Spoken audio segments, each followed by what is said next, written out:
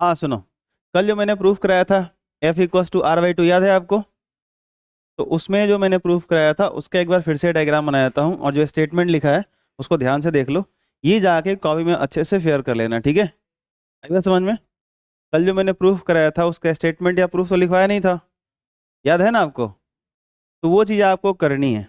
यहाँ पे क्या है, ध्यान से सुनो। Consider a ray A B parallel to the principal axis incident at point B of a concave mirror of a small aperture.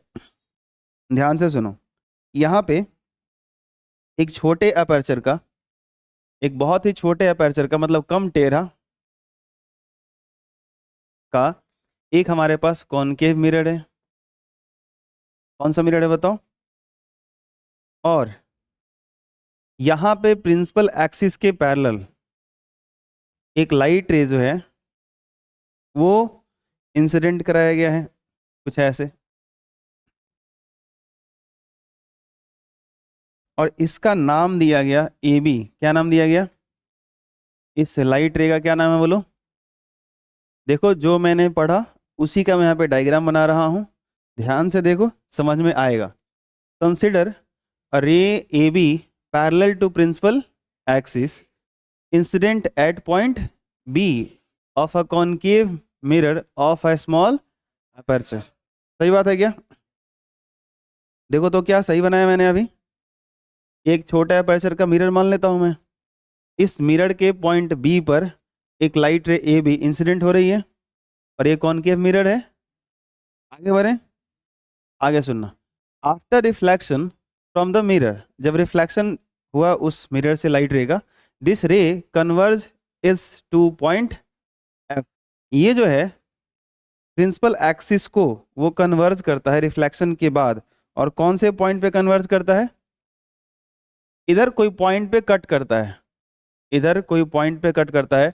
और वैसे डेफिनेशन तो था ना हमारा कि जो प्रिंसिपल एक्सिस के पैरेलल और क्लोज आए रिफ्लेक्शन के बाद, जिस प्रिंसिपल एक्सिस के जिस पॉइंट से वो कट करता है, गुजरता है, पास होता है, उसको हम फोकस कहते हैं। याद है क्या? तो ये कहाँ से जाता है बोलो?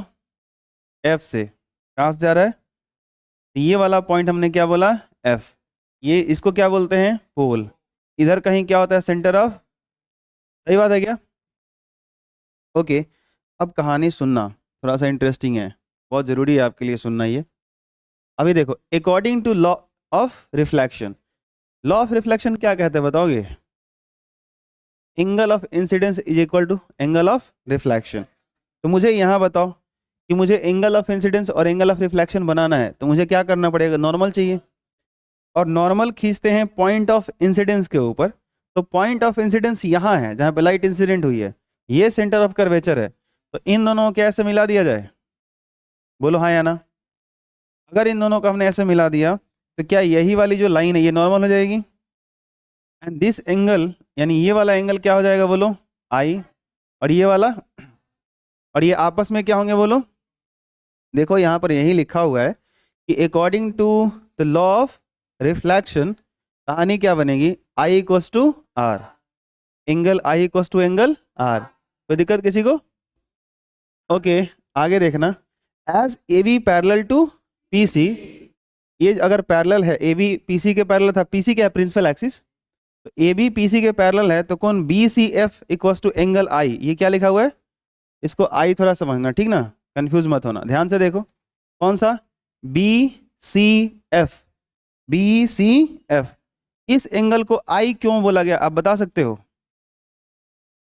ए बी और ये जो पी सी है वो तो पैरेलल है, रे ट्रांसवर्सल है, ये कल समझा चुका हूँ, बस बस एक दोबारा से चल रहा है। ये वाला एंगल इसके इक्वल होगा, तो हमने बोल दिया angle B C F equal to क्या हो गया? आई, क्योंकि ये दोनों आपस में इक्वल होंगे। क्लियर बोलो, आगे बढ़े। ओके, इन ट्राइंगल, ध्यान से देखो, therefore in triangle B C F, angle B C F equal to angle R. अगर आप ध्यान से देखो तो दिखेगा एक चीज, एक ट्राइंगल देखो, बी सी एफ, ये दिख रहा है आपको? इसी ट्राइंगल में एक एंगल आर है, और इसी में एक आई आ गया। तो जो बी सी एफ है वो तो आई था, और ये आर है, और हमें पता है कि आई और आर क्या होते हैं? इक्वल। देन ये दोनों इक्वल हो गए। अगर ये दोनों इक्वल हो गए तो हमारे लिए बड़ी अच्छी बात हो गई। क्या हो गई अच्छी बात बताओ? जैसे ही ये दोनों अच्छे होंगे तो हम बोल सकते हैं क्या, बोलो, hence C F equals to B F. बोलो हाँ या ना। डायग्राम में देखो, जितना सी से लेके एफ तक होगा उतना ही बी से लेके एफ तक होगा, हाँ या ना। क्योंकि इक्वल एंगल के ऑपोजिट साइड जो होते हैं, सामने वाले साइड वो क्या होते हैं, इक्वल। तो आर के सामने कौन है, सी एफ, और आई के सामने कौन है, ये दोनों आपस में क्या हो गए। चलो तो इनको कुछ मार्क कर दिया जाए, ये जो सी एफ है उतना ही कौन है, बी एफ। क्लियर। चलो आगे बढ़ते हैं, आगे देखो जरा। For a small, for a mirror of a small aperture, अगर उस मिरर का अपर्चर बहुत छोटा हो, then F B approx equal हो सकता है एफ पी के। सही बात है क्या। अभी देखो जरा, F B equals to F P, क्या लिखा गया, एफ बी कहाँ है बताओ, एफ से लेके बी तक ये वाला, और एफ से लेके पी तक। कल बड़ी टाइम दिया था मैंने इसको समझाने के लिए कि ये बराबर कैसे हो गए। पहली बात तो ये ट्रायंगल बनेगा नहीं, तो कर्व है, लेकिन जिस दिन अपर्चर बहुत छोटा लोगे, इससे भी छोटा करोगे, ये पास में और आएगा तो ये तो सीधा मिलेगा। ये सब कल समझाया था कि यहाँ एक राइट एंगल ट्रायंगल बनेगा, जो एंगल, एक एंगल बहुत छोटा हो जाएगा, बाकी दोनों 90 की तरफ जाएंगे, और उन दोनों के ऑपोजिट साइड फिर इक्वल हो जाएंगे। तो यही तो इक्वल होगा, ये जो जितना एफ बी होगा उतना ही एफ पी होगा। बोलो हाँ या ना। तो इतना एफ से लेके बी तक, या जो बी एफ जिसको बोल रहे हो उसी को पी एफ, ये बराबर हो जाएंगे। भाई साहब कुछ नया नहीं लिखा गया, वही लिखा गया कि जो एफ बी होगा या बी एफ वही है, अप्रॉक्स एफ पी के इक्वल हो जाएगा। कोई दिक्कत। तो अब सी एफ, देयरफॉर आप कह सकते हो कि सी एफ जो होगा वो किसके इक्वल होगा, एफ पी के। देखो कैसे, बड़ा सिंपल है यहाँ पे कहानी भाई। कैसे सर, ये देखो, ये सी एफ एफ पी के इक्वल कैसे आ गया, इसलिए क्योंकि ये जो एफ बी है वो तो इसके इक्वल भी है और इसके इक्वल भी है। आप सोचो ना, ये वाला वो तो इसके इक्वल भी हो गया और इसके इक्वल भी हो गया, तो ये आपस में इक्वल होंगे नहीं होंगे। अरे बोलो, अगर ऐसा हो गया कि सी एफ और ये पी एफ इक्वल हो गया, तो एक चीज लिख देता हूँ मैं यहाँ पे, डेरिवेशन वैसे कर देता हूँ। सी से लेके पी तक देखो, क्या इसको C F plus F P लिखा जा सकता है। बोलो हाँ या ना। तो C P equals to C F को क्या मैं एफ पी लिख सकता हूँ, सी एफ को सर एफ पी कैसे लिख सकता हूँ, अरे बराबर है ना, जितना ये उतना ही है, मैं लिख सकता हूँ, और एफ पी को एफ पी छोड़ दो। अब जैसे ही सी पी को अपने एफ पी किया तो ये 2 एफ पी हो गया। अरे बोलो हाँ या ना। अब सी से लेकर पी तक, ध्यान से देखो, सी से लेकर पी तक ये तो आर होता है, रेडियस ऑफ कर्वेचर याद है, और एफ से लेकर के पी तक ये तो फोकल लेंथ होता है। तो अब वैल्यू पुट कर दो, सी पी को आर लिख दो, 2 एफ पी को स्मॉल एफ लिख दो, तो आर इक्वल्स टू क्या आ गया, 2 एफ, या एफ इक्वल्स टू क्या बोलो, आर बाई। स्टेटमेंट बोलना हो तो देख के बोलना, रट्टा मत मारो, लिखने की ज़्यादा जरूरत नहीं है। ऐसे बोलना कि radius of curvature of the spherical mirror is 2 times of the focal length. सही बात है क्या, radius of curvature is the 2 times of the focal length. या यहाँ बोलो कि focal length of A spherical mirror is the half of the radius of curvature. Clear है क्या, देख के बनो, बोलो मेरे साथ, बोलो focal length of A spherical mirror is the half of the radius of curvature. Clear है। मुझे नहीं लग रहा है कि ये सब जो यहाँ पे किया गया अब इसमें किसी को डाउट होगा। सेम चीज है, आप नोट कर लोगे, ये प्रूफ आपको अच्छे से आना चाहिए। एक बात और है, ये हमने जो करा है वो कॉनकेव से करा, क्या करा, आप एज इट इज कॉन्वेक्स से भी प्रूफ करना चाहो तो कर सकते हो। आई बात समझ में, ठीक है।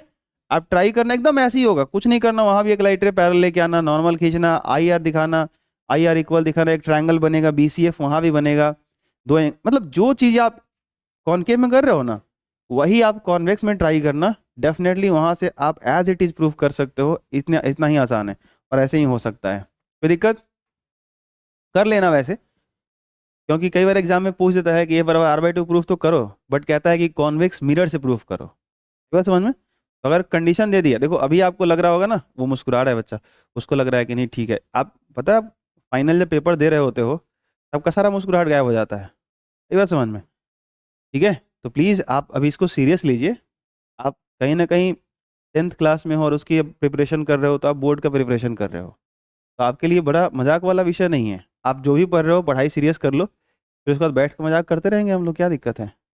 तुम कुछ कहना, हम कुछ कहेंगे, फिर गोली लेके आएंगे, हम लोग मारेंगे, तुम उधर से मारना, फिर गुल्ली टंडा खेला जाएगा, फिर लट्टू खेला जाएगा, कबड्डी कबड्डी खेला जाएगा।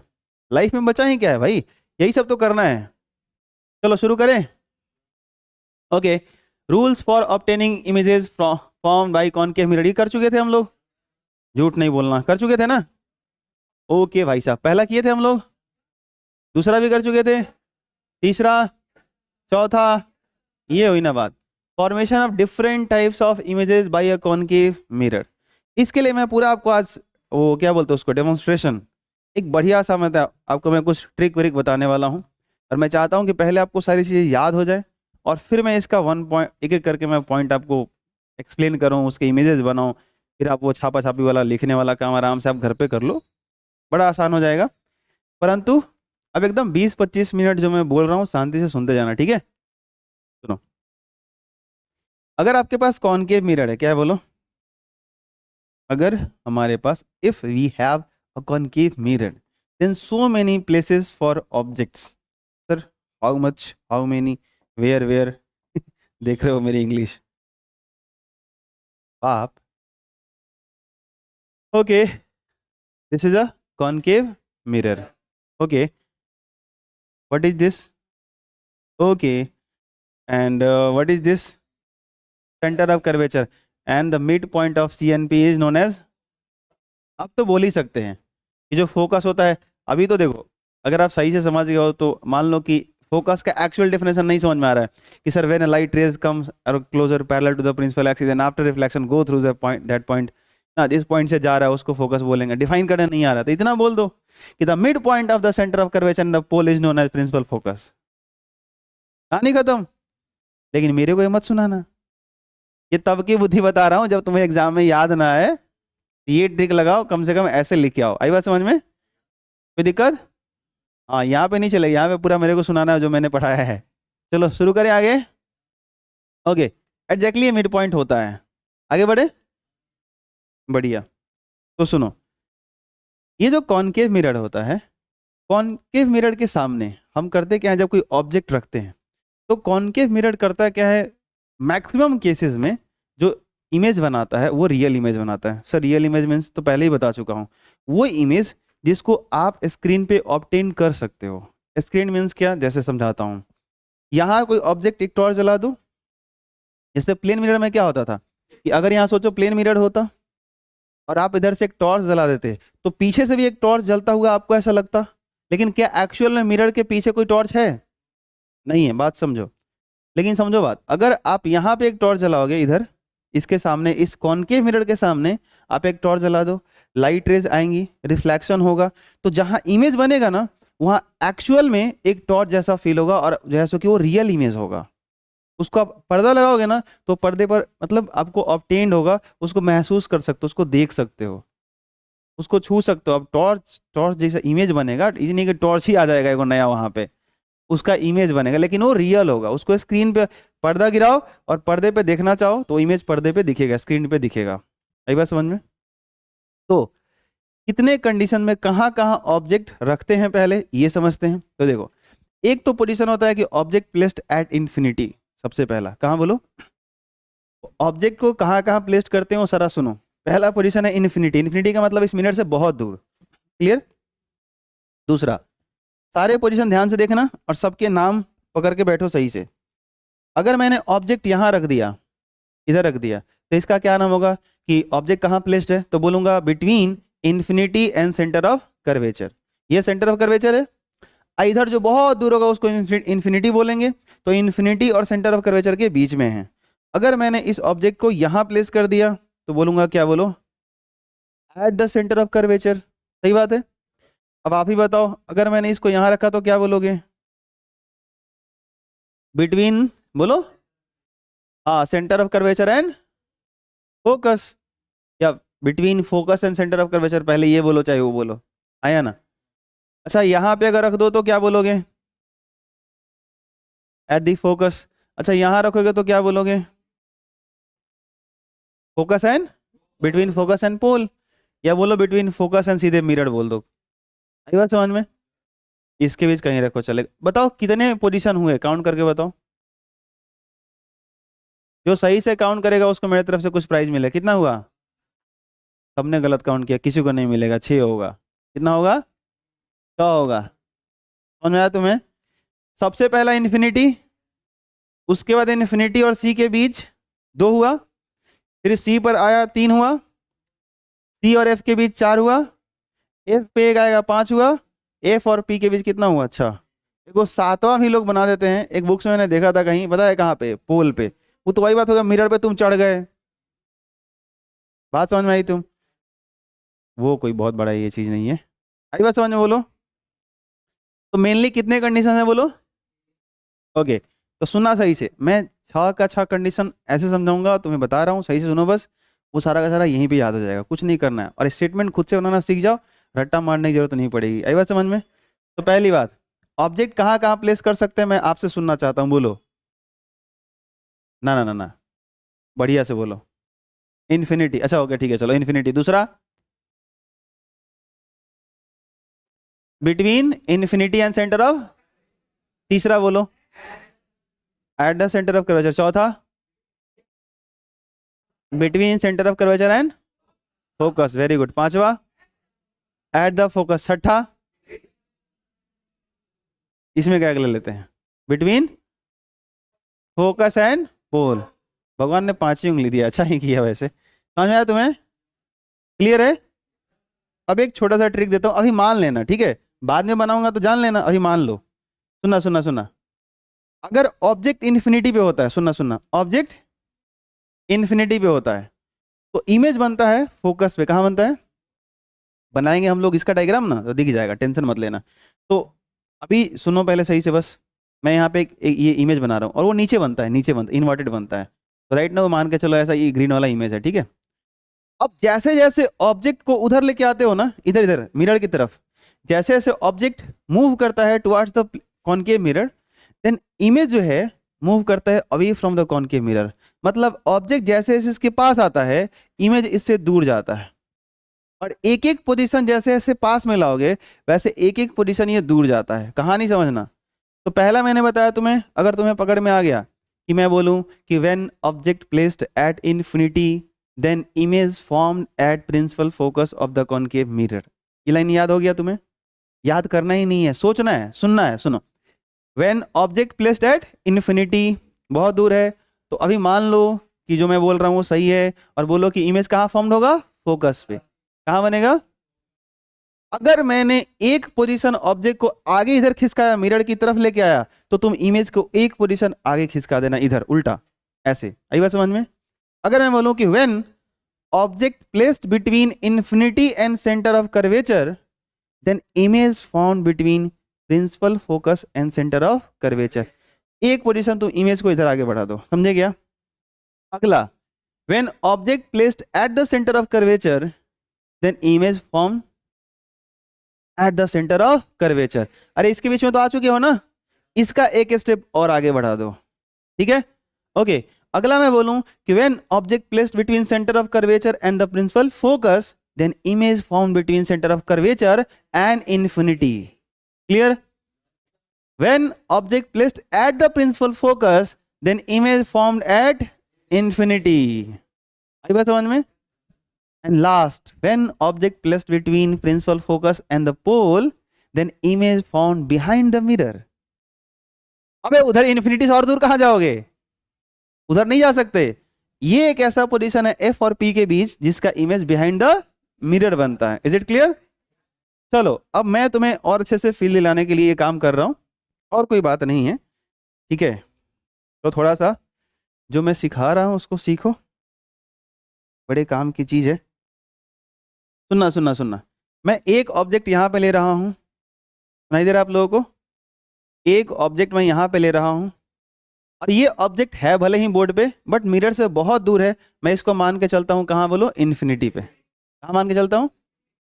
ओके, ध्यान से ध्यान से। एक ऑब्जेक्ट मैं यहाँ रखता हूँ। अब बताओ इस ऑब्जेक्ट का पोजीशन का क्या नाम दिया जाएगा? बोले नहीं आप लोग। ओके, सही जा रहे हो फिर तो इसको क्या बोलोगे? बोलो भाई। अच्छा, इसको क्या बोलोगे? Eight the centre of. अच्छा, इसको क्या बोलोगे? फिर से बोलो।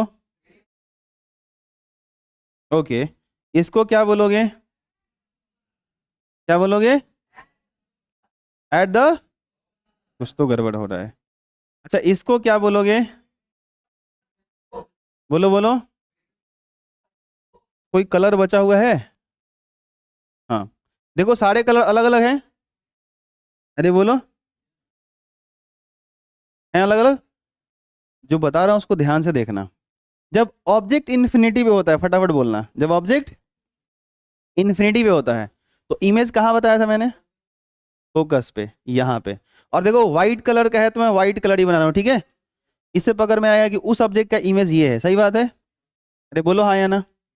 बेसिकली यहाँ पर जब इमेज बनाएंगे ना हम लोग, तो ये इमेज उसका बहुत छोटा बनता है, तो बहुत बड़ा बना भी मैं नहीं सकता। तो मैं चाहता हूँ कि सब कुछ करेक्ट बने आपके लिए, थोड़ा सा एक बार ध्यान से। दूसरी चीज सुनो सुनो, और नीचे बनता है दूसरा, जब ऑब्जेक्ट इन्फिनिटी और सेंटर ऑफ कर्वेचर के बीच में आता है तो इमेज थोड़ा सा इधर भागता है, एक पोजीशन इधर भागता है।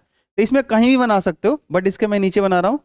एग्जैक्टली जरूरी नहीं इसके इसके नीचे बने, बट कहीं बन सकता है। बट आ रहा हूँ भाई, कलर चेंज कर रहा हूँ। इतना हड़बड़ी में रहोगे तो कैसे होगा?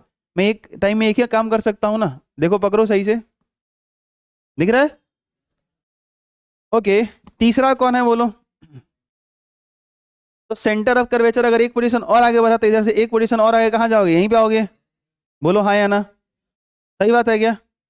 और जिस दिन यहाँ बनाएंगे ना हम लोग, पता है क्या पाएंगे? जब एग्जैक्टली इसका डायग्राम बनाएंगे तो पता चलेगा कि इसका साइज और इसका साइज ये दोनों इक्वल भी होते हैं। क्या होते हैं? ये बहुत छोटा होता है, ये उससे बड़ा होता है, ये यहाँ आते आते बराबर हो जाता है। इसके बाद जो बनता है वो इससे जो बनेगा वो और बड़ा बनता है। क्या बनता है बोलो? और ये इस बार कहाँ बनेगा बोलो? कलर कौन सा होना चाहिए बताओ? ये हुई ना बात। हाँ कर दो ब्लू। अगला बताओ, फोकस वाले का कहाँ बनना चाहिए? अरे बोलो भाई, कलर बताओगे? हाँ ये हुई ना बात। चलो सुनना सुनना सुनना सुनना, मैं एक तरीका बताता हूँ। इस ऑब्जेक्ट को मान लेता हूँ ये ए है, क्या है बोलो? ये बी है, सी, डी, ई, एफ। ध्यान सुनना, ये नीचे जो इमेज बना था वो किसका था? ए का था। तो ए का इमेज को मैं ए डैश बोल देता हूँ, क्लियर? जो बी है उसका इमेज क्या बना? जो सी है उसका, डी का, ई का, क्लियर? और भाई साहब एक अभी बचा हुआ है, उसका इमेज कहाँ बनेगा? Behind the mirror. कलर कौन सा? और ये है एफ, तो इस, अच्छा आप लोग ये कंफ्यूज मत करना सर, ये भी फोकस है का? वो गलती से अल्फाबेट्स में आ गया है तो हो गया है। एफ प्रिंसिपल फोकस यहाँ पे है, तो इसमें आप मर्ज मत कर देना, फिर डाउट मत क्लियर कर लेना सर यो फोकस है का? फोकस यहीं पे है, समझे क्या? तो देखो मैं नहीं चाहता कि तुम 6 लंबे लंबे स्टेटमेंट रट्टा मारो, नहीं। आप समझो बात, जब मैं आपसे पूछूं कि when object placed at infinity, तो तुम बताओ इमेज कहाँ बनेगा? बोलो, कोई दिक्कत? देखो मैं वो सारे ट्रिक्स बता सकता हूँ जो जल्दी से तुम दिमाग में पूरा बैठ जाएगा। एक और चीज गौर करना ध्यान से, देखो बताता हूँ। जब ऑब्जेक्ट इन्फिनिटी पे है ना ए, तो उसका इमेज है फोकस पे ए डैश। और जब ऑब्जेक्ट ई फोकस पे है तो इसका इमेज ई डैश इन्फिनिटी पे है। क्या चल रहा है, समझ में आया तुम्हें? ऑब्जेक्ट इन्फिनिटी पे तो उसका इमेज फोकस पे, और ऑब्जेक्ट जब फोकस पे तो उसका इमेज है 6। बट ये सारे कंडीशन बड़े सिंपल हो जाएंगे अगर थोड़ा बहुत दिमाग लगाओ तो, क्लियर? दूसरा चीज सुनो, जब ऑब्जेक्ट सेंटर ऑफ कर्वेचर पे तो इमेज सेंटर ऑफ कर्वेचर पे, इससे आसान तो कुछ है ही नहीं। जब ऑब्जेक्ट सेंटर ऑफ कर्वेचर पे है तो इमेज कहाँ है? तो 3 याद हो गए, ठीक है। एक तो तरीका है कि ऑब्जेक्ट पास में आएगा तो इमेज दूर जाएगा, 1 बाय 1 करके सोच लो। लेकिन और भी एक्टिव हो अगर दिमाग से पकड़ सकते हो और फास्ट बताना हो, तो अगर ऑब्जेक्ट फोकस पे तो इमेज इन्फिनिटी पे, ऑब्जेक्ट इन्फिनिटी पे तो इमेज फोकस पे, ऑब्जेक्ट सेंटर ऑफ कर्वेचर पे तो इमेज सेंटर ऑफ कर्वेचर पे। और एक ये सबको याद रहता है, पता है कौन सा? एफ और पी के बीच अगर ऑब्जेक्ट है तो बिहाइंड द मिरर। दो कंफ्यूजन क्रिएट करता है, जो कि वो भी आसान हो जाएगा आपके लिए। अगर ऑब्जेक्ट इन्फिनिटी और सी के बीच में, तो एक ही तो बचा है सी और एफ के बीच में। आपने छोड़ा क्या? अरे सोचो ना, आपने बचाया क्या, छोड़ा क्या? सोचो। When object placed between infinity and centre of curvature, तो इमेज का पोजीशन कौन सा आपने छोड़ दिया? क्या फोकस बोलोगे? नहीं बोल सकते, इन्फिनिटी के लिए था वो। सेंटर ऑफ कर्वेचर बोलोगे? नहीं, सेंटर ऑफ कर्वेचर तो सेंटर ऑफ कर्वेचर का था। अरे बोलो हाँ या ना। तो अगर ऑब्जेक्ट इन्फिनिटी और सेंटर ऑफ कर्वेचर के बीच में है तो इमेज कंफर्म है कि सी एंड एफ के बीच ही आएगा। ये बोलो हाँ या ना। और इसका उल्टा फिर सोचो कि अगर ऑब्जेक्ट सी और एफ के बीच में है, सी और एफ के बीच में ऑब्जेक्ट डी, देखो ब्लू वाला, तो इमेज सी और इन्फिनिटी के बीच चला जाएगा। नहीं समझ में आया? क्लियर है? कोई दिक्कत? अच्छा, 5 कंडीशन में आप देखो मैंने इमेज डाउनवर्ड बनाए हैं, मतलब ऑब्जेक्ट अगर ए ऊपर है तो इसका इमेज देखो ऐसे, और ऐसे मैंने समझाया था कि अगर ऑब्जेक्ट ऐसा हो इमेज ऐसा बने तो इसको क्या बोलते हैं? इन्वर्टेड बोलते हैं। क्या बोलते हैं? ओके, तो ये सब देखो, बी का बी डैश नीचे, सी का सी डैश नीचे, डी का डी डैश नीचे, ई का ई डैश नीचे, लेकिन एफ का एफ डैश ऊपर। तो कॉनकेव मिरर इरेक्ट इमेज एक ही कंडीशन में बनाता है, बाकी 5 कंडीशंस में वो क्या बनाता है? इन्वर्टेड बनाता है। क्या बनाता है? ये बात हमने और भी डिस्कस करी थी कि जितने images in front of the mirror form होते हैं, मतलब सामने बनते हैं, वो सब के सब रियल होते हैं, जबकि जो बिहाइंड द मिरर बनता है वो सब वर्चुअल होते हैं। याद है आपको? तो ये वाला इमेज जो बनेगा ये वर्चुअल है, बाकी सब के सब क्या है? रियल है। कोई दिक्कत? अच्छा, अगर साइज का अगर दिमाग में अगर डेटा बैठाना हो कि साइज सर कैसे पकड़ में आएगा, तो बहुत सिंपल है, पहले छोटा, फिर बड़ा, फिर इक्वल, फिर और बड़ा, फिर बहुत बड़ा। आई बात समझ में? ये थोड़ा सा ऐसा नहीं होगा, ये बहुत बड़ा होगा भाई साहब। आई बात समझ में? कोई दिक्कत? अरे बोलो हाँ या ना। आया कि नहीं समझ में? कोई दिक्कत? ध्यान रहेगा? देखो ये आपको बहुत हेल्प करेगा।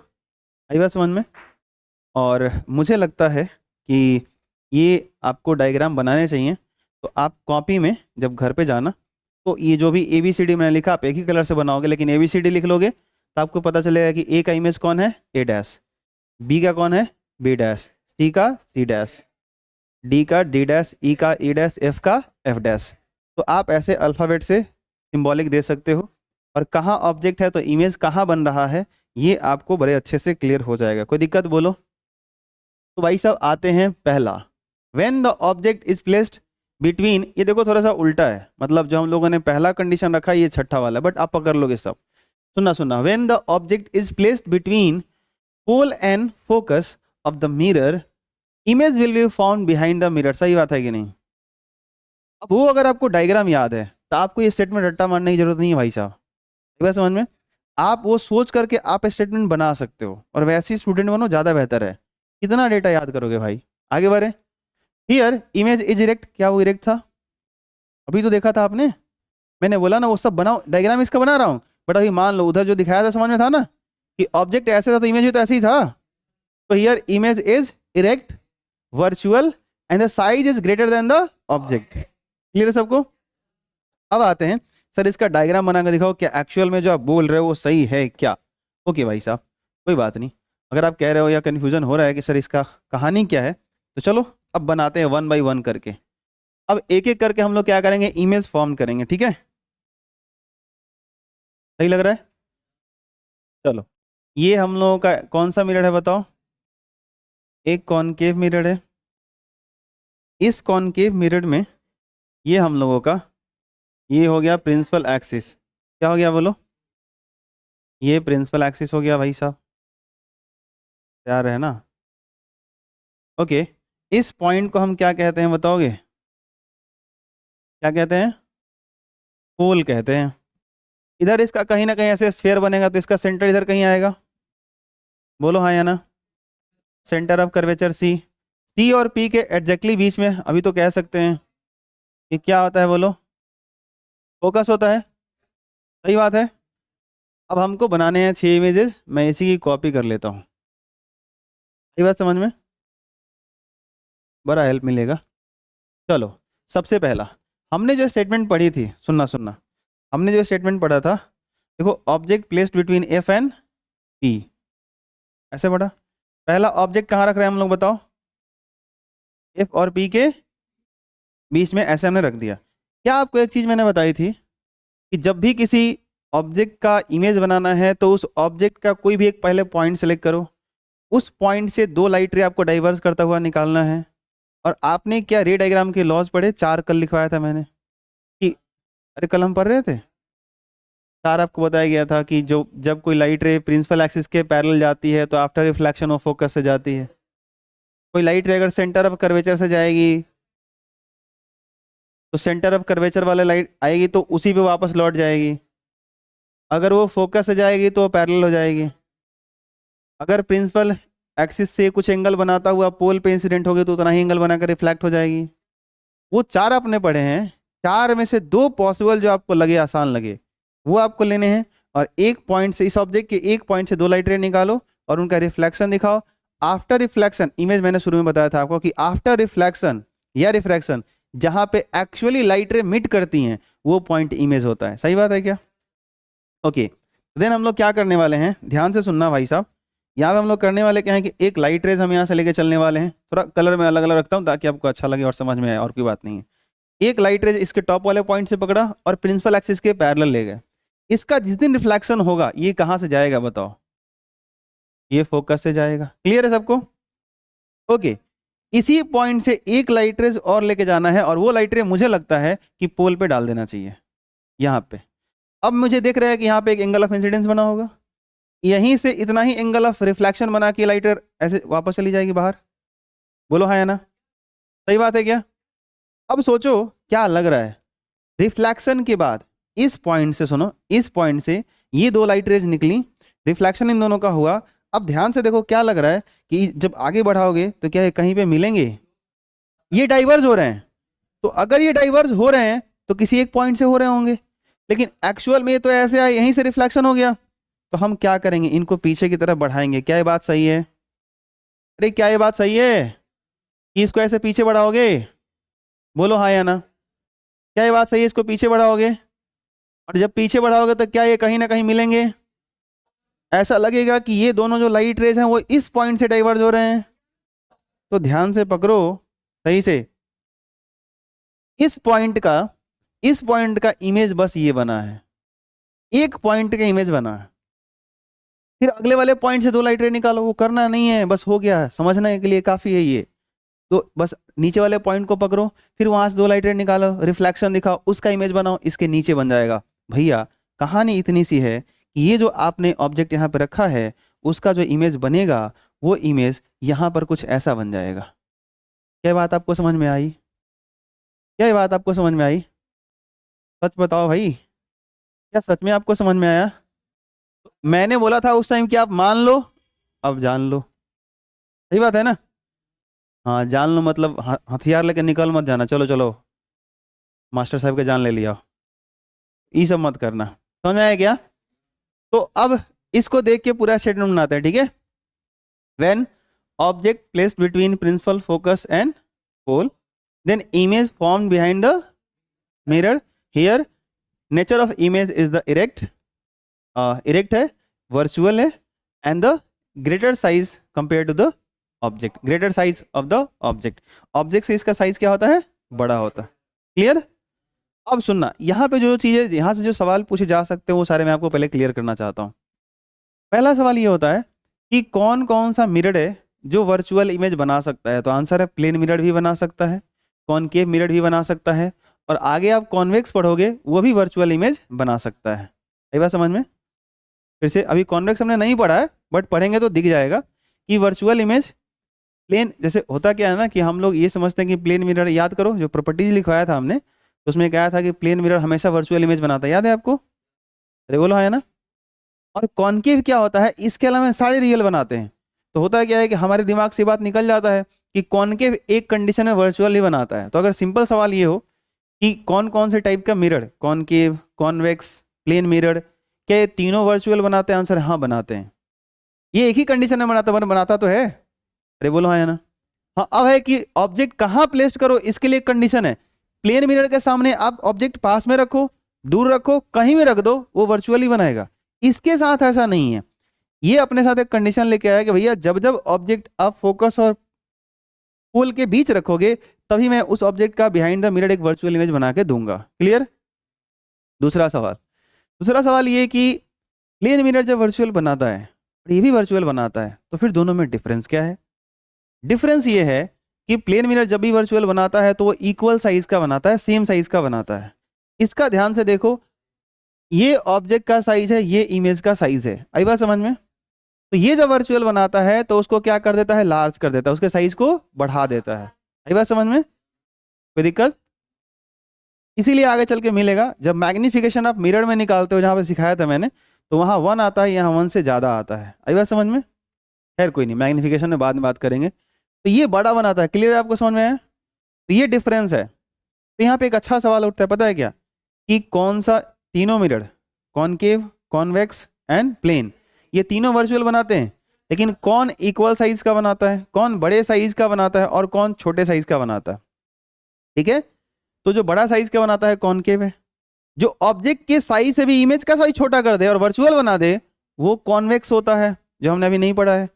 और जो ऑब्जेक्ट का साइज है उसी के साइज का बना दे, वो प्लेन मिरर होता है। ये बात समझ में? कोई दिक्कत? समझ में आ रहा है? समझ में? ये कर लिया हमने, कर लो सही से, ये कर लिया हमने। ओके, दूसरे पे आ जाए, पढ़ो। When the object placed at principal focus, क्या है क्या है? When the object placed at principal focus, then image is formed at infinity. Here nature of image is inverted, real and the size of image highly magnified. Highly magnified का मतलब बहुत बड़ा। आई बात समझ में? अब बारी आता है वही वाला कि सर आप बना के दिखाओ, तो आ जाओ अगले वाले डायग्राम में बनाते हैं। इस बार ऑब्जेक्ट कहाँ रखना है बताओ? चलो ये ऑब्जेक्ट हमने फोकस पे रख लिया, ठीक है भाई साहब। अब क्या करना है सर? यहाँ से लाइट रे लेके चलो, और क्या, टॉप वाले पॉइंट को पकड़ो, एक लाइट रेस पैरेलल लेके चल दो। अगर ये पैरेलल आया, आफ्टर रिफ्लेक्शन ये कहाँ से जाएगा बता दो? ऐसे फोकस से जाएगा। सही बात है क्या? ओके, एक लाइट रेस यहीं पोल पे भेज दो, जितना एंगल ऑफ इंसिडेंस बना के आया क्या उतना ही एंगल ऑफ रिफ्लेक्शन बना के चला जाएगा। ये ना कम ना ज़्यादा होगा ऐसे। अब ध्यान से सुनो, क्या ये दोनों लाइट रेस आपको पैरेलल नजर आ रही हैं? अरे बोलो हाँ या ना? ये डाइवर्ज नहीं कर रहा, ऐसा नहीं कि बहुत जाके आगे फैला है, कहीं ऐसा दिख रहा है तो उसको ठीक कर लेना। ये पैरेलल होते हैं। अब जब पैरेलल लाइट रे जाएगा, सोचो तो बहुत दूर जब जाएगा, सुनना ध्यान से, जब बहुत दूर जाएगा तो आपको नहीं लगेगा कि इन्फिनिटी पे जाकर वो मिल गया है? आपको क्या लगता है? आप जो चीज़ें पास में देखते हो बड़ी दिखती हैं, जैसे जैसे वो चीज़ें आपसे दूर जाती हैं वो छोटी नहीं दिखती हैं? अरे बोलो हाँ या ना? ये दो लाइट रेस पैरेलल हैं। अरे बोलो हाँ या ना?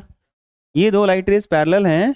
जब ये बहुत दूर आपसे जाएंगी तो इसके बीच का जो सेपरेशन आपके लिए खत्म हो जाएगा और वो एक दूसरे को कट करता हुआ समझ में आएंगे और वो एक्चुअली वहां पर बनाएंगे। तो जहां भी ये कटेगा, सोचो ये इमेज कितना बड़ा बनेगा। जहां कटेगा वहां मिलाओगे ना, तो जा रहा है, बहुत दूर जा रहा है। अरे बोलो हाँ या ना? तो यहाँ जो बनेगा ना भाई साहब, सुनाई दे रहा है आपको? ये जो बनेगा इमेज, ये बहुत बड़ा बनेगा। सही बात है क्या? अरे बोलो हाँ या ना? तो when object placed at focus, then image formed at infinity. Here nature of image, या इमेज जो बन रहा है वो कैसा है? इन्वर्टेड है, रियल है और साइज में बोलो बहुत बड़ा है। आई बात समझ में? कोई दिक्कत? इसी को बोलते हैं हाईली मैग्नीफाइड। क्या बोलते हैं? देखो जो जो आपने अभी पढ़ा है वो सारी चीजें मैं एक एक करके डायग्राम से एक्सप्लेन कर रहा हूँ। रिक्वेस्ट है आप सबको ध्यान से देखते जाओ, ठीक है? मैं कई बार मना कर चुका हूँ तुम्हें, तुम समझ नहीं रहे हो। व्हेन द ऑब्जेक्ट प्लेस्ड, अगला देखो तीसरा, when the object placed between focus and centre of curvature, the image is found between infinity and centre of curvature. ये सब पहले समझा चुका हूं मैं आपको। Here nature of image is real, inverted and size of image larger than the object. यहाँ बड़ा होता है लेकिन बहुत बड़ा नहीं होता, बड़ा होगा बट बहुत बड़ा नहीं होगा। कहानी देखना, अगले डायग्राम बनाते हैं फिर से। कहाँ ऑब्जेक्ट रखना है बताओ? सी एंड एफ के बीच में। सही बात है क्या? बोलो भाई साहब, सही है ना? ओके, तो यहाँ पर हमने एक ऑब्जेक्ट ऐसे रख लिया सी एंड एफ के बीच में। चलो ले चलते हैं यहाँ से लाइट रेज निकालो, इसके टॉप को पकड़ो और यहाँ से एक लाइट रेज लेके चलो ऐसे पैरेलल। रिफ्लेक्शन के बाद ये कहाँ से जाएगा? फोकस से भेज दो इधर कहीं। ओके, एक लाइट रेज आप चाहो तो अब फोकस से ही भेज सकते हो। अरे ऑब्जेक्ट तो इधर आ गया ना। जब फोकस से भेजते हो तो रिफ्लेक्शन के बाद ये क्या होता है? पैरेलल। क्या होता है बोलो? अरे होता है नहीं होता है? अब ध्यान से देखो, रिफ्लेक्शन के बाद ये दोनों लाइट रेज यहाँ पे कट रहे हैं, या अगर आपके दिमाग में आ रहा है कि सर हम ये वाला नहीं लेना चाहते, हम अभी भी वही लेना चाहते हैं, पोल पे इंसिडेंट करेंगे, जितना एंगल यहाँ बना है उतना ही एंगल बना के रिफ्लेक्शन होगा इसका। अरे बोलो हाँ या ना, तभी इधर कहीं कटेगा, बोलो हाँ या ना, वही पॉइंट मिलेगा, दूसरा नहीं मिलेगा। ये बात समझ में? तो आप दोनों में से, आपने 4 सीखे हैं, 4 में से जो मर्जी करे आप 2 इस्तेमाल कर सकते हो, बशर्ते आपके पास विवेक होना चाहिए, बुद्धि होना चाहिए कि कब कौन सा इस्तेमाल करना है, इसीलिए 4 बताए गए। आई बात समझ में आपको? ओके, तो जहां रिफ्लेक्शन के बाद एक्चुअली लाइट रे मिट करती है वहां तो रियल इमेज बनता है। तो इसका इमेज ये है, अगर इसके नीचे वाले पॉइंट का इमेज बनाते तो इसके ऊपर आता, यानी यहां पर जो इमेज बनेगा वो आपका ऐसे बनेगा, इनवर्टेड। देखो ऑब्जेक्ट ऐसे है, ये इमेज ऐसे है। आई बात समझ में? तो इनवर्टेड है। आई बात समझ में? अच्छा देखो साइज देखो, इससे बड़ा है कि नहीं है? बहुत बड़ा नहीं है, अरे इन्फिनिटी पे थोड़ी गया, ये इधर ही कट गया ना। और कहाँ बना, गौर करो, infinity and centre of curvature के बीच में। क्लियर है? कोई दिक्कत? कोई दिक्कत है तो बोलो। तो ऑब्जेक्ट जब भी सी एंड एफ के बीच में आता है तो सी एंड इन्फिनिटी के बीच में क्या बनता है? इमेज बनता है। क्लियर है सबको? कैसा होता है? तो रियल होता है, इन्वर्टेड होता है, और इमेज का जो साइज होता है वो ऑब्जेक्ट से लार्ज होता है, बड़ा होता है बस। क्लियर? बहुत बढ़िया, अगले पे आ जाते हैं भाई साहब। चौथा, अगला पढ़ो। When an object placed at the centre of curvature then the image is formed at the center of curvature. Here nature of image is inverted, real and size and same size as object, yeah size same as the object. Clear? चलो इसका diagram बनाकर देखते हैं क्या बनता है। हम लोगों को बस बनाना है, एक्चुअल में ये देखना है कि क्या हो रहा है नहीं हो रहा और क्या, बस थोड़ा बहुत दिमाग लगाओ, बुद्धि लगाओ और शुरू हो जाओ। ये हमने ऑब्जेक्ट ले लिया, कहाँ लिया बताओ? सेंटर ऑफ कर्वेचर पे। चलो भाई एक लाइट रे उठाते हैं यहाँ से, इसके टॉप को पकड़ते हैं और एक पैरेलल लाइट लेके चलते हैं। कोई दिक्कत आपको नहीं है ना? होनी भी नहीं चाहिए। एक लाइट रे उठाओ यहाँ से और ये पैरेलल लेके चलो। क्लियर है? आफ्टर रिफ्लेक्शन ये कहाँ से आएगा? ये फोकस से जाएगा। चलो एक लाइट रेज मैं क्या कर लूँ, फोकस इस बार भेज दूँ क्या? अरे बोलो हाँ या ना, इसे भेज दें? बताओ आफ्टर रिफ्लेक्शन ये क्या हो जाएगा? प्रिंसिपल एक्सिस के पैरेलल हो जाएगा। अरे बोलो हाँ या ना। ऐसा कुछ जबरदस्ती नहीं करना है, वो एक्चुअल में ऐसा होता है। यहाँ पे कटा, बट ये एग्जैक्टली सी के नीचे ही बनेगा, थोड़ा सा ये बाहर टाइप का आ गया, लेकिन एग्जैक्टली ये सी के नीचे ही बनेगा। ये बात समझ में? अरे बोलो हाँ या ना। और साइज देखो, जो इस ऑब्जेक्ट का साइज होगा वही क्या होगा? इमेज का साइज होगा। क्लियर है? बोलो, जो ऑब्जेक्ट का साइज होगा वही क्या होगा? इमेज का साइज होगा। When the object placed at center of curvature, then image formed also at the center of curvature. Here nature of image inverted, real and the same size as a object. Clear है? बधाई हो, आपने 4 खत्म कर लिए, 2 और बचे हैं, थोड़ा सा वेट कीजिए, खत्म हो जाएगा। When an object placed between center of curvature and infinity, then the image is formed between center of curvature and the principal focus. सही बात है क्या? जो मैंने पूरा बनाया था क्या वैसे ही चल रही है? अरे पहला जो डायग्राम में जो सिखाया था वैसे ही चल रहा है। Okay, here nature of image is inverted, real and size of the image is smaller. देखो पहले बहुत बड़ा था, है ना? बिहाइंड द मिरर वाला छोड़ दो, जो इन्फिनिटी पे गया था बहुत बड़ा, फिर खाली बड़ा हुआ, फिर बराबर हो गया, अब क्या हो रहा है? छोटा। इसके बाद क्या आएगा? बहुत छोटा। क्या होगा? हाँ बहुत छोटा हो जाएगा। ठीक है, तो इसका इमेज बनाए। अरे बोलो, चलो तो इसका इमेज बनाते हैं। बताओ ऑब्जेक्ट कहाँ रखना है? बोले नहीं आप लोग। ऑब्जेक्ट इस बार कहाँ रखना है? बोला करो, मुंह खोला करो, समझे? हाँ चलो, एक लाइट रे पैरेलल लेके चलें। ओके, आफ्टर रिफ्लेक्शन ये कहाँ से आएगा? बोलो, एक लाइट रेज क्या मैं करूँ सेंटर ऑफ कर्वेचर भेज दूँ? ये भी कहेगा हमारा भी कभी इस्तेमाल कर लो। ठीक है थे ना? कि सेंटर ऑफ कर्वेचर से लाइट रे अगर जाएगा तो आफ्टर रिफ्लेक्शन कहाँ से आएगा? हाँ यहीं से आएगा। ध्यान से देखो, जब रिफ्लेक्शन होगा तो sending back on its path, उसी पे लौटेगा। तो ये गया आया, रिफ्लेक्शन के बाद दोनों यहां मिलेंगे। तो इस पॉइंट का इमेज यहां बना, ये इतना बड़ा था, ये इतू सा बना। दिख रहे हो तुम? अरे बोलो हाँ या ना, समझे क्या? तो छोटा बना, रियल बना, इन्वर्टेड बना। कोई दिक्कत? समझ में आ रहा है? ठीक है, बढ़िया है। चलो 5 खत्म, एक और बचा है। ऑब्जेक्ट कहाँ रखना है बताओ? Okay, last. When the object is placed at infinity the image formed at the principal focus. Here nature of image inverted real and the size, बोलो, size of the image is very smaller than the object, बहुत छोटा होगा। और एक चीज तो है, सुनना सुनना सुनना, आपको क्या लग रहा है यहाँ पे? ये बेसिक सा लॉजिक है, एक छोटा सा चीज है। आपसे ना कोई ऐसे डिस्कशन कर भी सकता है, डिबेट भी कर सकता है, कभी ऐसा किया तब बुरा मत फंसना, मैं आपको आइडिया देता हूँ, सुनना। एक चीज बताओ, जब हम ये बात कहते हैं कि ये जो ऑब्जेक्ट है वो इन्फिनिटी और सी के बीच में है, सवाल ये है कि इन्फिनिटी जो होता है वो किसी ने देखा नहीं, किसी ने जानता नहीं। आप जितना मर्जी दूर चले जाओ, सब तो इन्फिनिटी ही है। ये बोलो हाँ या ना? जैसे हमारे लिए मून भी भाई इन्फिनिटी हो जाएगा, आप समझो बात, और हमारे लिए सन भी इन्फिनिटी पे है। आई बात समझ में? अगर हम पढ़ाई की बात कर रहे हैं, मिरर की बात कर रहे हैं, इमेज फॉर्मेशन की बात कर रहे हैं, तो मून भी इन्फिनिटी है, सन भी इन्फिनिटी है। लेकिन सवाल ये है कि क्या मून का डिस्टेंस अर्थ से और सन का डिस्टेंस अर्थ से क्या दोनों सेम है? बहुत डिफरेंस है। तो सोचो अगर कोई ऐसा बोले कि सर सन इन्फिनिटी पे है, तो मून को क्या बोलेंगे? इन्फिनिटी और सेंटर ऑफ कर्वेचर के बीच। समझो बात, अगर सन इन्फिनिटी पे है तो मून को क्या बोलेंगे? मून तो पास में है ना भाई, तो मून का पोजीशन क्या बोलेंगे? सेंटर ऑफ कर्वेचर और इन्फिनिटी के बीच में? ना जी ना, ऐसा नहीं करना। एक बात समझ में? अरे बोलो हाँ या ना, कोई दिक्कत?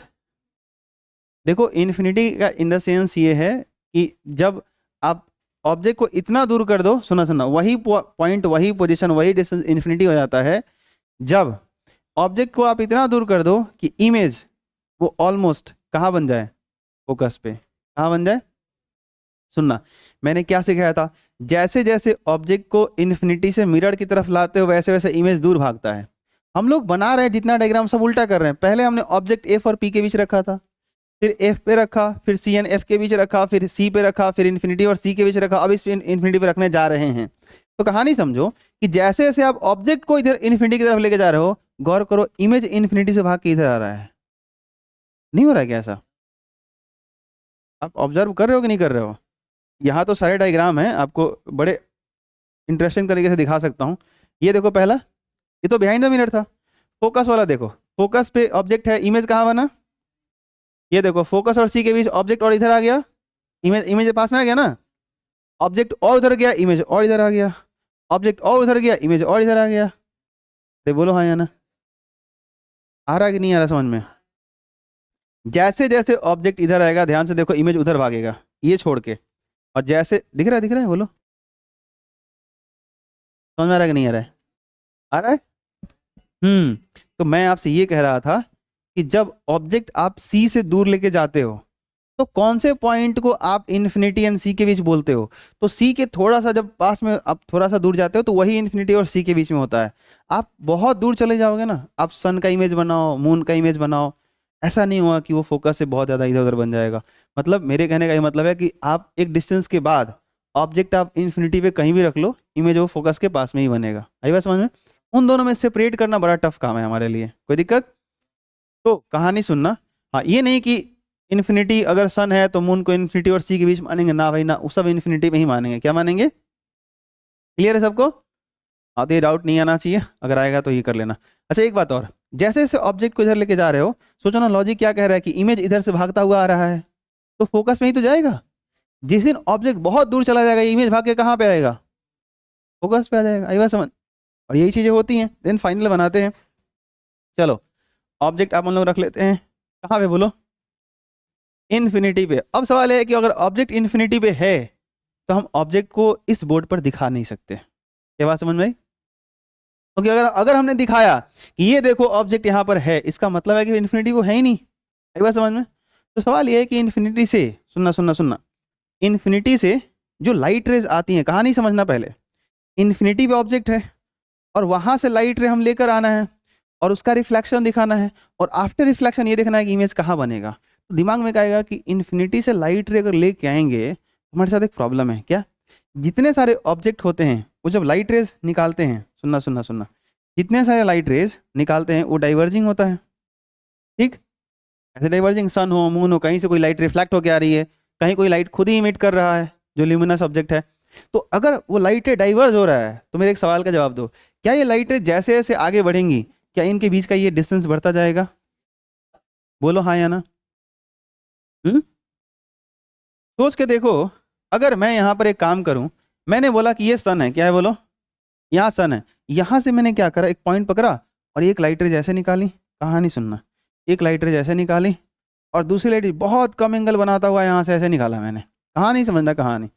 अगर मैं यहाँ पर बहुत ही इन दोनों रेज के बीच का बहुत कम एंगल लूँ तो सोचो, अगर मैं इसको 10 मीटर 20 मीटर आगे तक 1 किलोमीटर अगर आगे बढ़ा के ले जाऊँ ना, तो ये इतना डाइवर्स कर जाएगा कि हमारे मिरर पे इंसिडेंट ही नहीं होगा, एक मिरर के नीचे चला जाएगा, एक मिरर के ऊपर चला जाएगा। आप समझ रहे हो? अरे भाई लाना कहाँ से है, समझ रहे हो आप? सन, आप मिरर पकड़ के यहाँ बैठे हो, वहां से दो लाइट इमेजिन करो कि डाइवर्स होता हुआ आ रहा है, तो आपके मिरर पे इंसिडेंट भी नहीं होगा। लॉजिक पकड़ो, पॉसिबल ही नहीं हो सकता। क्या बात समझ में आई आपको? अरे बोलो हाँ या ना। तो इन्फिनिटी से जब भी हम लाइट रे लेके आते हैं, वो लाइट रेज डाइवर्ज होता हुआ नहीं लेके आते हैं, वो लाइट रेज मेरे भाई जो लेके आते हैं वो लाइट रेज होता है हमारा पैरेलल। क्या होता है बोलो?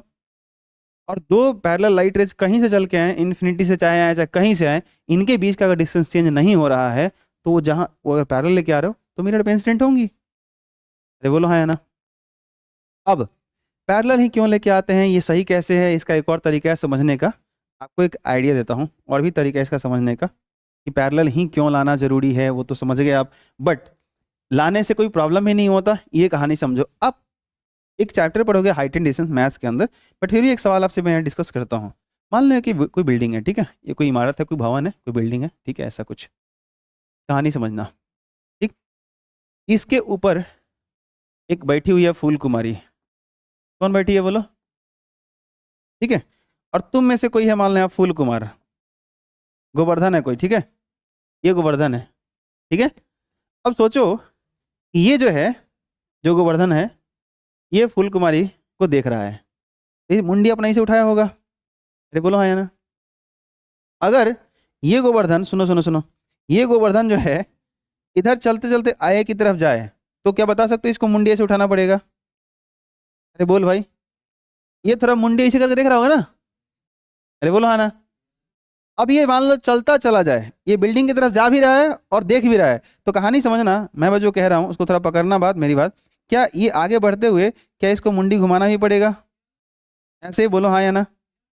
अरे बोलो, घुमाना पड़ेगा, ये बहुत पास में आएगा तो ऐसे करना पड़ेगा। अरे बोलो हाँ या ना। ओके, तो जब किसी हाइट के चीज को, एग्जाम्पल छोड़ो, जब किसी हाइट के चीज को आप ऐसे देखते हो ना, तो जैसे जैसे उसके करीब जाते हो, पास में जाते हो, आपको ये जो सर होता है ना ऐसे उठाना पड़ता है, सही बात है क्या? अब एक सवाल तुमसे पूछ रहा हूँ, आंसर करना, ठीक है, मजे की बात सीखना। यहाँ पर सन है, मजाक मजाक में बना रहा हूँ सन, एक्चुअल में तो बहुत दूरी पे है। यहाँ जब सन है और मान लो तुम यहाँ पे हो, ये वही गोवर्धन है, आई बात समझ में?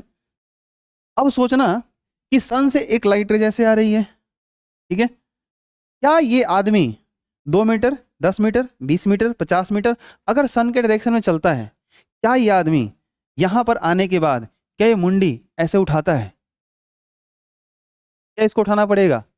आपको लग सकता है कि हाँ सर उठाना तो पड़ेगा क्योंकि यहाँ एंगल कम है, यहाँ एंगल ज्यादा है, उठाना तो पड़ेगा। अरे भैया, सन को आपने यहाँ मान लिया इसलिए आपको ऐसा लग रहा है। आप प्रैक्टिकल लाइफ में मॉर्निंग में टहलते हो और सन को जहाँ देखते हो, आप उसके तरफ जितना मर्जी चले जाओ, आपको क्या लगता है, हमेशा एक ही एंगल पे देख रहे हो। अरे बोलो हाँ या ना। अरे होता है नहीं होता है? तो जब ऑब्जेक्ट इन्फिनिटी पे होती है, कहानी समझो, जब भाई साहब सुनो सुनो, ये एक्चुअल में जो ऑब्जेक्ट है भाई साहब, जो ऑब्जेक्ट है, ये ऑब्जेक्ट आपका कहाँ है? इन्फिनिटी पे। तो भाई साहब जब आप यहाँ हो तो ये जो लाइट रे ऐसे आ रही है, ये आपके आई के साथ जितना एंगल बना रही है, ये वाला एंगल जितना बना रही है, आप यहाँ से कूद के अगर यहाँ भी आ जाओगे ना, तो यहाँ से लाइट रे आपसे उतना ही एंगल बनाती है। इसका मतलब क्या है, ये वाली रेज क्या है, अगर ये इक्वल है तो सोचो करस्पॉन्डिंग एंगल इक्वल, तो ये लाइन ये पैरेलल होते हैं। बोलो हाँ या ना। क्या बात समझ में आई आपको? अरे आया कि नहीं है? कितने लोग हैं, हाथ उठाओ। ये एंगल कॉरस्पॉन्डिंग एंगल है, देखो सही से, ये एंगल क्या है? कॉरस्पॉन्डिंग एंगल है। और अगर ये इक्वल हैं, आपको मुंडी उठाना नहीं पड़ रहा है, आप बराबर यहां से देखो तभी वही एंगल, आगे चले गए तभी वही एंगल, तो यहाँ जो रे आ रहा है और यहाँ जो रे आ रहा है वो दोनों क्या बना रहे हैं? Same angle. बात समझ में? और सेम एंगल बनाने इसका मतलब ये दोनों पैरेलल हैं। बोलो हाँ या ना? तो जब कोई ऑब्जेक्ट इन्फिनिटी पे होता है और वहां से दो लाइट रेज हम लेके आते हैं, तो वो दोनों लाइट रेज आपस में क्या होनी चाहिए? बोले नहीं आप लोग? क्या होनी चाहिए? पैरेलल होनी चाहिए, आपस में पैरेलल होनी चाहिए। ठीक है, कई लोग इस बात को मेंशन कर देते हैं, मैं भी बच्चों को आसान तरीके से समझाने के लिए कई बार ऐसा किया हूं कि प्रिंसिपल एक्सिस के पैरेलल कर देता हूं। प्रिंसिपल एक्सिस के पैरेलल हो चाहे नहीं हो, वो आपस में पैरेलल होनी चाहिए। क्या कंडीशन समझ में आई तुम्हें? अरे बोलो हाँ या ना? तो अब डायग्राम बनाते हैं। तो लाइट रेज अगर मैं लेके आऊं, क्या बात आपको समझ में आ गई? अगर मैं ऐसे लाइट रे एक लेके ऐसे इधर आ रहा हूँ, कहीं इन्फिनिटी से लेके आ रहा हूँ, ध्यान सुनना, ऐसे एक लेके आया मैं, तो एक लाइट रेज मुझे और लाना है, तो क्या मैं इसके पैरेलल ला सकता हूँ? अरे बोलो हाँ या ना? अब इन दोनों का अब रिफ्लेक्शन दिखाओ, आई इक्वल टू आर से, लॉज ऑफ रिफ्लेक्शन से, जहां इमेज बनेगा वो है हमारा सही जवाब, कोई दिक्कत नहीं है। ये बात समझ में आई क्या? लेकिन बच्चों को आसान तरीके से समझाने के लिए ये डायग्राम ज्यादातर नहीं बनाया जाता है। कहा जाता है कि देखो बच्चों, एक लाइट रेज ऐसे प्रिंसिपल एक्सिस के पैरेलल आया, एक लाइट रेज और प्रिंसिपल एक्सिस के पैरेलल आया, प्रिंसिपल एक्सिस के पैरेलल है, ये हमारा जरूरी, ये हमारा इंपॉर्टेंट बात नहीं है। इंपॉर्टेंट है कि ये दोनों आपस में पैरेलल हैं कि नहीं। क्या बात समझ में आई आपको? और ये इसलिए प्रिंसिपल एक्सिस के पैरेलल लेने में हमको फायदा मिल जाता है क्योंकि हमें रूल्स अच्छे से पता होता है। क्या बोलो? कि जब लाइट रे प्रिंसिपल एक्सिस के पैरेलल आती है तो रिफ्लेक्शन के बाद कहाँ जाती है? फोकस से। कहाँ जाती है? फोकस से। देन हमको लगता है कि इन्फिनिटी से लाइट रेज पैरेलल आए, रिफ्लेक्शन हुआ, फोकस पे ये कटे, इमेज बन गया। और इमेज बना तो देखो ये प्रिंसिपल फोकस पे एकदम पॉइंट है इसका। इसका साइज क्या समझ में आ रहा है आपको? बोलो। अरे नीचे बना ही नहीं ना भाई, अरे यहाँ कुछ भी नीचे था तो छोटा सा बनता ना ऐसे। अरे बोलो हाँ या ना? अभी तो बस एक पॉइंट आ रहा ना यहाँ पे। अरे बोलो हाँ या ना? तो देखो मैंने ये बना दिया, आप ये डायग्राम भी बना सकते हो, या एक और डायग्राम जो मैं पहले बनाना चाहता था, कौन सा सर? ये वाला चाहता था कि आप एक लाइट रेज ऐसे लेके आओ, एक यहाँ पे लेके चले आओ, चाहे इधर रखो ऐसे कुछ, और एक लाइट रेज और लेके आ जाओ जो इस पे डाल दो, और ये आपस में पैरेलल होने चाहिए। सही बात है? आपको अच्छे से पता होगा कि प्रिंसिपल एक्सिस से जब ये एंगल आई बनाता है तो उतना ही एंगल बना के रिफ्लेक्ट होगा। अरे बोलो हाँ या ना? इसकी कहानी समझनी पड़ेगी कि ये जब इंसिडेंट हुआ है तो भाई साहब वहां तो आपको इस पर नॉर्मल चाहिए। क्या चाहिए बोलो? और नॉर्मल कहां से आता है? सेंटर ऑफ, बोल भाई, सेंटर ऑफ। और जब इसका रिफ्लेक्शन होगा तो ये देखो उतना ही एंगल बना के ऐसे आएगा। ये बोलो हाँ या ना? क्या बात आपको समझ में आ रही है? क्या ये उतना ही एंगल बना के ऐसे आएगा? जितना वो बना है भाई साहब उतना ही इधर बनना चाहिए, उधर वाला आई इधर वाला आर बराबर होना चाहिए। समझ में आया क्या? एक्चुअल में ये आपको जो इमेज बनेगा वो कहाँ बनेगा? फोकस पे। अब इसको मिलाओगे तो आपको थोड़ा साइज भी दिखेगा। क्या दिखेगा? अब सोचो ना, थोड़ा बुद्धि लगाओ कि लाइट रे जहां से लेके आ रहे वो इन्फिनिटी है, इस ऑब्जेक्ट का साइज ये बहुत बड़ा है भाई, ये ला कहां से रहे हो? इन्फिनिटी से। ये सोचो ऐसे बढ़ा के जहां ऑब्जेक्ट से ये आ रहा है इसको बनाओगे तो ये तो बहुत बड़े साइज का है, उसका ये इमेज बना कितना छोटा बना, समझ रहे हो? समझ है क्या? तो आप ये डायग्राम भी बना सकते हो, इसके पहले वाला भी बना सकते हो, जो आपको आसान लगे वो बनाइए, मुझे कोई तकलीफ नहीं है। आप दोनों में से कोई बना सकते हो।